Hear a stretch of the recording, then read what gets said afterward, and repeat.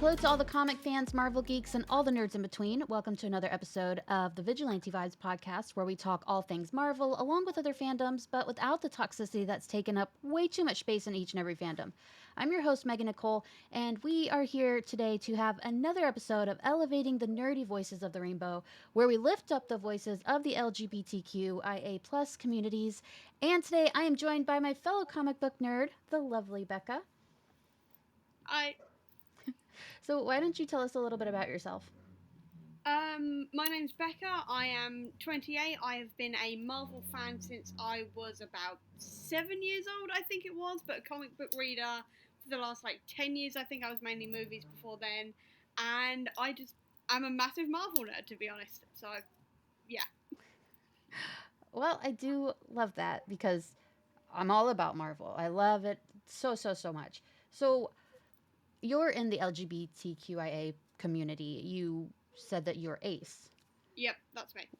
Would you mind explaining kind of what that is? Because admittedly, I don't know much about it. I can't relate to it. I don't quite understand it, and I do want to learn. So, asexuality is not experiencing sexual attraction. We still feel romantic attraction. If you do not feel romantic attraction, that is a romanticism, but I'm on the asexual side of things. So, I'm essentially like characters like Yelena and Gwenpool in the sense that we just don't want that kind of thing. And that's kind of how I explain it because that's it's more explained if I could make the comic book reference in the Love Unlimited Gwenpool run, where she explains it far better than I ever could. But it's essentially just not having any kind of sexual attraction. Wow. Personally, I can't quite picture that. Yeah. But that is so interesting. Thank you for telling me. I find that so fascinating because it's such a big thing that is a part of your identity. That is how really it affects your entire life and negatively and positively. Um, and I love that you came on, that you're giving a voice to the asexual community. Well, thank you for having me. So glad Of to be here. course. And I love that you brought up Yelena and Gwenpool. I recently learned about Gwenpool being asexual, but Yelena is one that I have always hoped that Marvel Studios will stick to in her portrayal in the MCU. Yeah, it's something I'm definitely really hoping for as well, actually, because obviously it's such a little known sort of part of the LGBT spectrum, and I just really hope they add that into the movies. Even if they don't say it out loud, I just really hope they don't sort of give her some kind of romantic, whether that be sexual or not, relationship, because that is such an integral part to her character. I really hope they keep it in the live actions as well. Sorry, my daughter just walked in. It's Alright. okay. She's 2 and she's a lot. But yeah, I personally what I really want to happen is like in Thunderbolts, I want to see Yelena mess with Bucky. I want her to like Oh yeah. catcall him. I want her to make it weird. But then at the end just be like, "Relax. I'm asexual." And that I think that would just be so funny. What I want for the end of that movie is for the two of them to become kind of like agents of chaos together Mm, because they've got such similar backstories. I would love to see the two of them become sort of really good friends and maybe have that relationship that Bucky has with Natasha, but without the romance, like from the yeah. comics. I always keep on saying that I really hope they give Bucky and Yelena that relationship and that backstory because obviously they never gave it to him and Natasha, but without that romantic element in there because I think it works so well for their characters and it'd be a really interesting dynamic to see going forward. So I really hope they do give that to them. I didn't know I wanted that until just this minute. I want that. I there's so many things about Bucky that I wish they would have done, but the Natasha Romanoff marriage to her, that whole relationship is one that I just want to punch a hole through a wall that they didn't give me cuz I love that. I love Bucky. I love how tortured he is, and I think him and Yelena being like little besties would be really cool to see. Especially with the fact they've now made the widows be the ones who also got brainwashed as well, and obviously Milena was a big part of the brainwashing of the widows, and also Bucky. She mentions it in the Black Widow movie, and I just think having those two having that very, very similar backstory could really make for a really, really interesting friendship. I could really see them having like that kind of brother sister relationship, and probably turning it against John Walker just to make his life hell. Yes. I'd love to see that so much. I I love John Walker because I love to hate John Walker. Yeah, In the definitely. comics and the MCU, I'm just like, well done. You have made me wish harm on you every step of the way. 100%. And I But just feel I like no, no, I go would ahead. love to see at some point maybe Bucky, Yelena, and maybe Alexei as well, all just having a conversation with each other in Russian, and the subtitles they're just talking about what they're going to have for dinner, but they're just looking at John, and John's going, "They're talking about me. They're planning to kill me. They're planning to kill me," and panicking, and then being like, "No, you're fine," and just sort of really screwing with him. Because I feel like Oh, that'd be hilarious to watch. oh, that would be so perfect. I want to see that so bad. Because Yelena is just going to be an absolute dick to John Walker. Oh yeah.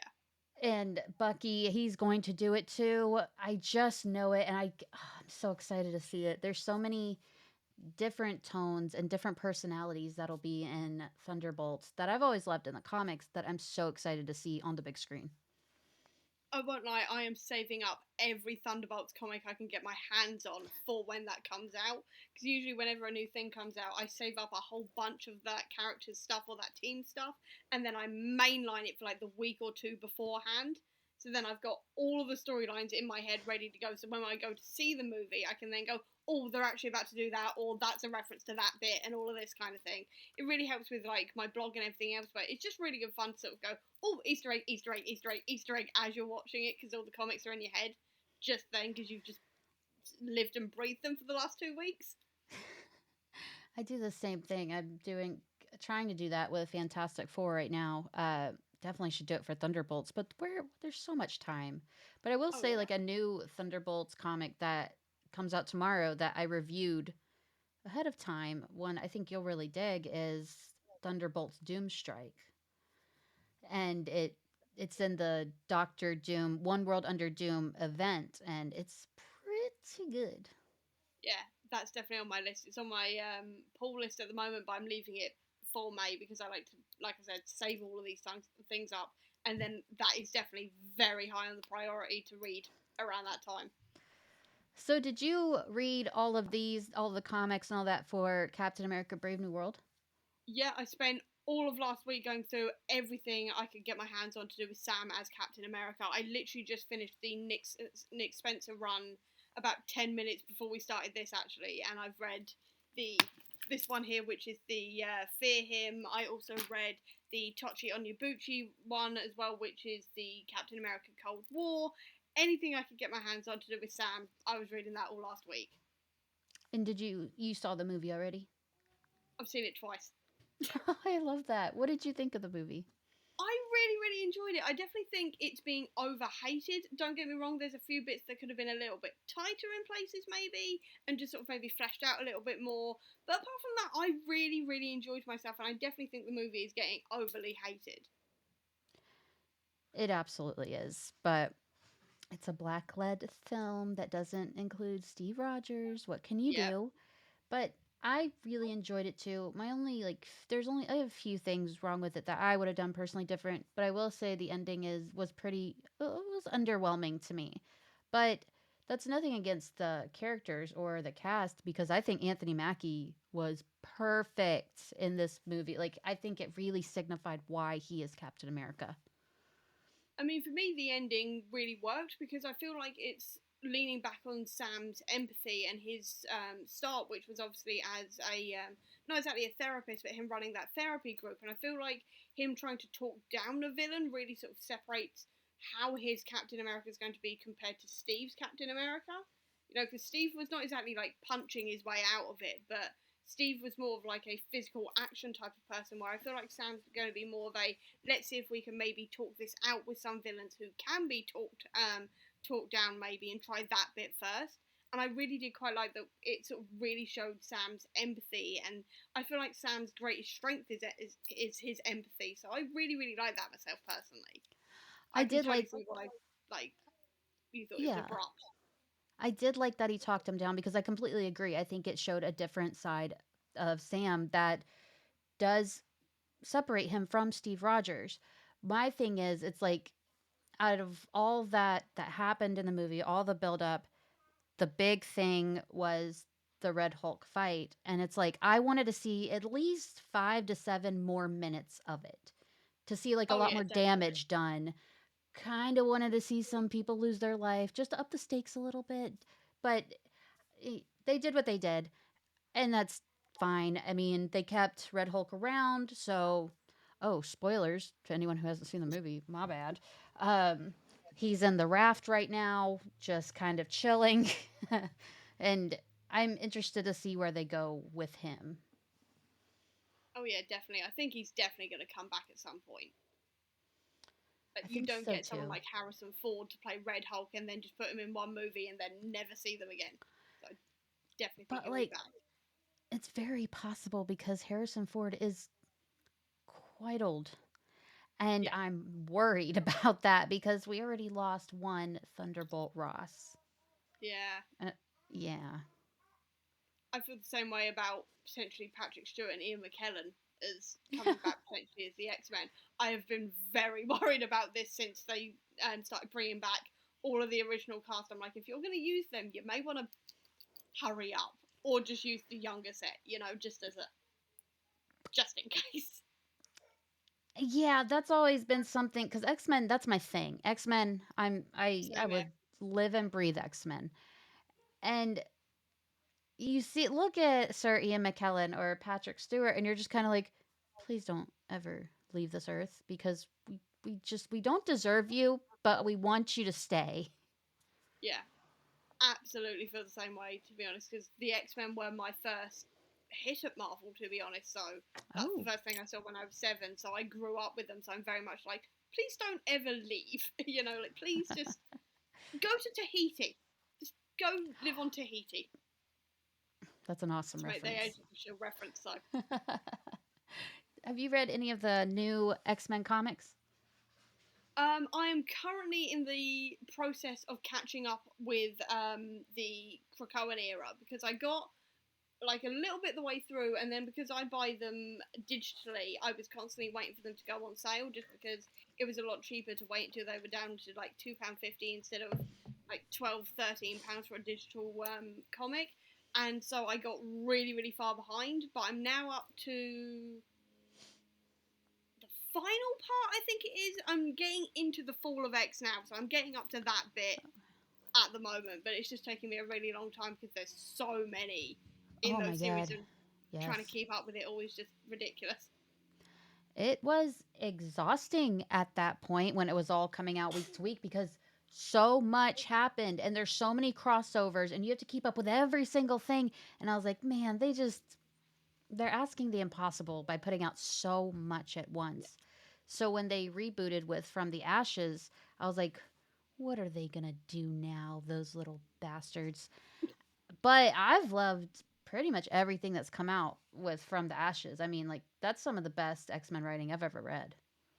Ooh, awesome. I'll look forward to that because I know it was so exhausting just finding the reading order because for my blog I wanted to make a proper reading order for it and it had to go into 2 parts because obviously it was so big and it broke my brain trying to write all of this out. And in the end, I've written that blog post. I'm now going to not have to look at the X Men for at least a week because my brain will just explode if I try it again. And in the end, I had to make a simplified version as well of just the essential stuff so people could get through it because obviously it's such an interwoven thing. But there are still some that you can sort of maybe drop, I guess you could say, and just sort of go, well, that's not completely essential, so you can leave that just for a bit if you want to, just to try and simplify that little bit because it was just there was so much going on in that event. It was unbelievable. Oh, I almost gave up like 3 times cuz I was reviewing the comics as they came out Oh god. and I remember just getting more and more frustrated every week. I was like, my brain cannot take any more. Give me a week break. That's all I'm asking, Marvel, because I am exhausted. But like, I loved everything I read because it's X Men. It's a huge event. It changes the X Men comics forever. But I was like, dude, if you don't get Jean Grey And Rachel Summers out of my face right now. I'm gonna lose it. I mean, my thing was like, can we just have more Legion? Because I'm a massive fan of Legion. So I was like, can Mm, we just have maybe a little bit more of him and maybe a little bit less of the others, but just more Legion, please? And then they never gave me more Legion. I was really sad about it. such an underrated character. Like, I know. he Did got you his ever own see? show. Yeah, I was about to say, did you ever see the TV show? I did. It's a little bit of out of my wheelhouse just because I really like the character, but all the not horror things, but like the thriller, not psychedelic, but like kind of the weird stuff. It goes kind of over my head because I'm just kind of I like what I like. I like normal, just the regular shows, and with that one, I was like really struggling. I was like, this is almost too creepy for me. I am a huge wimp when it comes to creepy stuff. I cannot do it. I'm quite a horror fan, so I was fine on that one. But I will say, by the time it got to the third season, I was going, "What's going on now?" Because it was very, very confusing. I will say, and even I was struggling, and I had to watch it 2 or 3 times to fully understand what was going on. So you're not alone in that one. It was just like, wait, what? If I do go back to it, I generally just watch series one and then go, right, I'll stop there before it gets too confusing. I feel like it was just so ahead of its time because Oh, at that point definitely. when it came out, like people, no one knew who Legion was unless you actually read the comics. No one was Googling who's Legion. Is it a Marvel character? None of that. I thought I had to sneeze. Ah, I did have to sneeze. bless you. Thanks. But like no one who knew who Legion was when it came out. They just saw a show on FX. So the casual watchers watched it and were like, what is this? What is happening? What are you doing? And while the comic readers were just like, it's a Where's the random Scottish idea accent? for a show, but Yeah. okay. I was reading the comics at the same time, going, where's the Scottish accent? Where's the troll doll hair? Like, where's the essential Legion parts? To be honest, and we got them in one scene, and I was really excited. And went, we're getting it all the time now. Oh, it's gone again. Damn it! I really wish they'd gone full comic accurate. 'Cause Dan Stevens, the actor who played him, definitely could have done it. But there we go. I think their issue was that like I always want full comic accuracy. I'm so down for it. I love seeing those things brought to life. But I think for the show they're like, it is weird enough and I think we lost a few people along the way. Oh, So let's try to definitely. like normalize it. And then they just didn't. Yeah, that was definitely a problem. Because I think as well, Legion, because he ties in so much with the rest of the X Men and everything else, and obviously they couldn't do that for rights issues or whatever. And obviously the timelines on the X Men movies are not exactly linear, to say No. the least, in continuity. I literally joke now that it's Legion rewriting reality every time, and that's why none of them quite match up with the other ones. Because obviously he does do that. And Yeah. I was just like, right, okay, I understand that they're not gonna fully go there, but I was like, can you just make it? Can you just give him the Scottish accent, please, and the hair? That's all I wanted. And that they But didn't even give it to me, and I was really sad. I would have really really loved that. But you do bring up a good point that the X-Men movies they're not on one timeline. I'm so sick of pretending they are. At the very least they're on two separate timelines. And I don't know what the creators of these movies were quite thinking because like I a massive X-Men fan, I do love the movies because like again, you're seeing these characters come to life. But oh my gosh, I'm so tired. I rewatched them recently and I was just like, why these choices they made are just Yeah. questionable. I mean, the fact they kept on changing the actors for like several of the more minor characters the whole way through, you're just like, well, that's a variant, variant, variant, variant, and you're just like, why are there so many variants? What is going on? Is the TVA restarting this timeline every 5 minutes? What's happening? Like so many variants, but you only have one Wolverine, and it's like, okay, so you guys just really liked him. Well, I guess it's two Wolverines because we saw the younger Wolverine. Yeah. So there's been two. Hmm. I mean, I am forever a if we're gonna have a Wolverine in the MCU, make it Daphne Keane. So I'm Yes.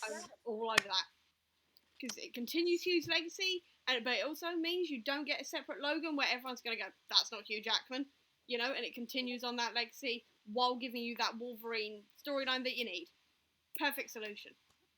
Exactly. There's no winning whatsoever if they recast Logan, but they have to recast Logan. I'm sorry, but like Hugh Jackman did an incredible job, but he's done. He's not going to do it till he's 90, despite No, what Deadpool says. So do you have any casting ideas in mind if they were to recast Logan? I mean, when I watched The Witcher, I was like, Henry Cavill. I will say I was on that from series one of The Witcher. And then obviously we saw him as the Cavalrine. But ever since Logan, the film, came out, I went, no, it's got to be Daphne Keane because I just don't believe anyone else could live up to Hugh Jackman, because I don't know if that's just childhood worship there or something because Logan was absolutely my hero as a child. So I don't know if it's just that talking, but I definitely just kind of want them to go, well, they've established that Logan is this character, and we all know that he is the Wolverine, he is the X Man. And I just don't think he's going to be replaceable whatsoever. And obviously, everyone now knows that after Deadpool and Wolverine and everything else. So I just think, because like Laura's had very similar in terms of like her storyline and everything as being that experiment, being that weapon, and all the rest of it. I think they should just go straight in with Laura instead, and just start the Wolverine story from there because obviously she's not going to cause a whole load of controversy by the fact that she's not Hugh Jackman playing Logan, but you still have that Wolverine. So I feel like that's going to be their best option. That's going to cause the least amount of like headaches or worries, and also just keeps Hugh Jackman's sort of legacy alive in that sense. I agree completely. First of all, Laura is a like she's such a good character. Oh Just yeah, through and through. Comic wise, MCU wise, Fox wise, I guess. And I'd really like to see them continue that because no one can deny, like, we all got hyped when we saw her in Deadpool and Wolverine. She was so good in Logan. And they're doing some really incredible stuff with her in the comics right now. So why wouldn't you bring her in? She's so dope. because I reckon Hugh and Wade will probably be back for like Doomsday and Secret War, at least Secret War, I reckon, because Hugh Jackman was actually meant to be doing a concert at Hyde Park this July, and now he's had to cancel it for scheduling issues. And I've gone, are you about to go do a bit of an appearance somewhere and you've had to cancel for that reason? It was conspiracy theory brain going immediately. But I think if they do bring him back in those, he's going to die at the end of that. And we could see a bit of Tom Taylor's Wolverine run where Laura takes on the mantle of Wolverine and she wears like a version of his suit and says, if I keep his name and I wear his suit, he's not dead and it's his legacy carrying on. And I think that'd be such a beautiful way of doing it. So you can like put that line under it. He got to be in the main MCU and everything else, but then you have a legitimate reason as to why he's not around anymore and why Laura is now the Wolverine. I think that's really the only way to go here. I loved when they did that in the comics. I loved her suit. I loved it all so much. And I'm not usually a big fan of when a comic character kind of copies the style of another one, but I think with Wolverine and Laura, it makes the most sense. So, what are you gonna do? Bring in Daniel Radcliffe to Yeah, like like I love feel, Daniel Radcliffe, but he's not Wolverine. He can definitely be someone yeah, else. I'm not entirely sure yet who yet, but he's not Wolverine. Like yeah, none of them are going to live up to him. yeah. I agree, and I feel like the time to recast. I feel like that ship has sailed ever since Wolverine was in Deadpool and there was no recasting of him and we saw all the variants of him. I feel like it's done. There's no recasting now. Yeah, definitely. I think with variants, they have given themselves an out with maybe a few characters, but definitely not Wolverine. Definitely not Wolverine. There's no one else. You know, it's just Yeah. not gonna work. Yeah. Plus I agree. Some of them really do work well with variants. Like Loki, Oh yeah, I his variants, I find his variants to be the most fun. I know we just had Deadpool Corpse and all that, but Loki's each one is so masterfully different than the other, but they all have the same values, which is mischief. But now we have him as the god of stories. Do you think there's any way the god of stories will be involved in Doomsday or Secret Wars? 100%. I won't lie, this is what most of my brain time is made up with, is making ideas as to how this is all going to go. But with Loki now being the god of stories and now knowing about the TVA and variants and the different universes and everything else, he is going to be such a resource if they don't, like, he's got to be in it because he's going to have so many answers that they're going to need to deal with Secret Wars. Because I definitely think they're going to go through the battle world side of things. I definitely think they're going to go for the more modern take on Secret Wars, like the second one that they did instead of like the earlier one. And I definitely think he'll be in there somewhere, if not just to be there to help explain about incursions, the multiverse, and variants, and all of this kind of thing. I definitely think he's going to step in at some point. I don't see them writing him out entirely. I don't either. And Tom Hiddleston loves playing Loki so much. He has been so open saying, I want to come back. I'll do it as long as they let me do it. And it's like, you don't just lose that passion and write No, him out. And he's the god of stories. I want to see where that goes. And I think Secret Wars, I do think they're going to use him somehow to make a kind of soft reboot of the MCU at Secret Wars, which will bring in the X-Men and all that, but I think Loki will be the one to do it. definitely. And I also, because obviously he's the one who kind of kick-started the Avengers as well. I think, like Yeah. it back in Assemble, I definitely think it'd be a really nice thing for him to maybe kick-start it again and to help sort of fix the world this time as well. And sort of bring it all together. I think because obviously Loki brought together the Avengers, I'd love to see him then bring together the worlds somehow in that sense. I think that'd be a really fun thing to see for his character. Plus, we have to see Thor and Loki reunite. We have to see Exactly. Loki has to see his brother as an adoptive father now, and Thor has to see Loki as the god of stories. The annoying brother who played all these pranks and to get what he wants is now god of Hero. stories. Yeah. I would love to see that because obviously I'd love to see like Loki interact with love as well because I feel like the mischief those two could cause would just be hilarious. That needs to be its own mini set of shorts immediately, like the I Am Groot stuff. But I'd love to see that. But also I'd love to see Loki introduce Sylvie to Thor as well and be like, "Hi, by the way, this is me, but as a different version of me. Congratulations, you have another sister." And sort of like to see this extended variant family, adoptive family, and everything else. I think it'd be so much fun to see. And as long as the sun doesn't shine on them again in Valhalla, I'm fine. Because if it's in Valhalla, I will not be happy. I don't really want to talk about that. I No. can't handle it. If Loki dies, there's a few characters that I'm just like, if they take it away from me, I will commit a felony. Yeah. And Loki is one of them. That it's like we have been through such character arcs with him. We grew with him. And if you take him away from us, I swear to God, Marvel. Yeah.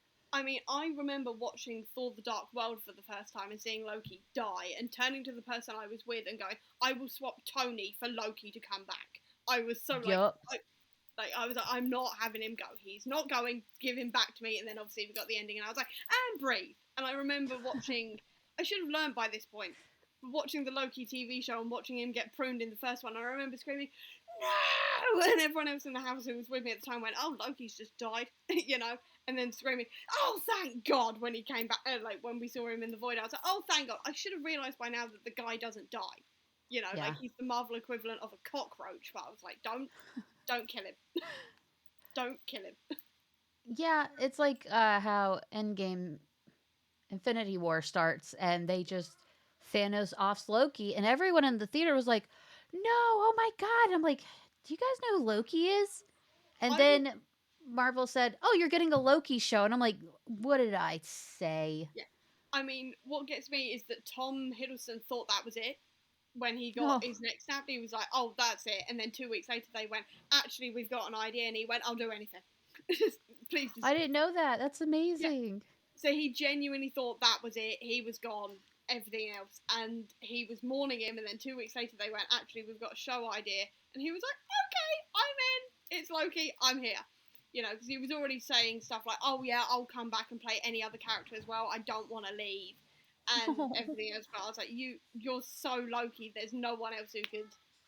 Like, you could play another character, but it won't be Loki. You know. And I'm so glad they gave him his series and his time to shine even more. Because I will forever be annoyed at that neck snap. Because I was like, Loki's had like 10 years at this point to find a way to not die by Thanos' hands. You know, and I was fully on that. Oh, he transformed into a bit of rubble. He's actually the Hulk, like pretending to be the Hulk, and that's why Bruce couldn't Hulk out the whole way through Infinity War and everything else. I was fully on those proper conspiracy theories because I was like, he cannot be dead. I've lost half of the universe. I cannot lose Loki as well. Makes me want to get a Loki tattoo real bad, just so I can carry him with me all the time. Oh yeah, I'm with you on So, that one. so this has been so much fun getting to know you and talking comics, and it's gone so fast. It's been such an effortless conversation. I appreciate you being here and talking to us, talking about comics, and schooling me some on being Ace. Like that was really cool to learn. Well, thank you for having me. It's been great fun. I'm always Thank down to you. talk about Marvel, so A woman after my own heart. So, where can our listeners find you? Mainly, you can find me on all of the social medias: Twitter, Instagram, Blue Sky, Threads at C Book Sanctum. But then I'm also on TikTok actually under the same name where I talk about Marvel theories and all of that kind of thing, Easter eggs. But I mainly operate on YouTube and also my blog. My blog is the Comic Book Sanctum, where I do explainers, Easter eggs, reading guides, all of that kind of thing for Marvel Comics. And then on YouTube, I do very, very similar things and talk about theories and all of this kind of thing also on YouTube. So I'm kind of everywhere. Well, that's amazing. Whoever is watching or listening to this episode, just look in the notes right below the episode, and there will be all the links to where you can find Becca and all of her comic book endeavors. So, thank you so much for joining me. You're welcome back anytime. Thank you, and thank you very much for having me. Of course.